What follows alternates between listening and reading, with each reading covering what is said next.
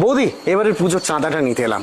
গতবারে তো 2000 ছিল, এবারে কি 500 বাড়াই? হ্যাঁ ভাই, আমরা তোমাদের পুজোর সর্বাঙ্গীন সাফল্য কামনা করি, কিন্তু আমরা এবারে পুজোর চাঁদা দিতে পারবো না। কেন বৌদি? আমাদের আমাদের অসহ্য চলছে। অসহজ? কে মারা গেল আপনাদের? একই পাড়ার মধ্যে থাকি, জানতে পারলাম না তো। আমার এক ছোট বোন মারা গেছে। তাই? ও মাই গড, কবে? আপনার নিজের বোন? 9th অগস্ট রাতে আরজি করে। সে শুধুমাত্র এখন আমার বোন না, সে এখন সবার বোন, সবার দিদি, সবার মেয়ে। আপনি ইয়ার কি করছেন বৌদি? অ্যামাউন্ট কমাতে হলে বলুন না, কমিয়ে দিচ্ছি, অসুবিধা নেই। আমি সিরিয়াসলি বলছি, এটা সামাজিক শোক, এটা রাষ্ট্রীয় শোক, ভুলো না কিন্তু। মানছি, কিন্তু এইটার জন্য দুর্গাপুজোর চাঁদা? আমাদের বাড়িতে কোনোদিন চাঁদা কমানোর দরকার পড়েছে বলেছি কোনোদিন? না তা না, তবে যতদিন না সুবিচার পাচ্ছি ততদিন এই অসহজ পর্ব চলবে।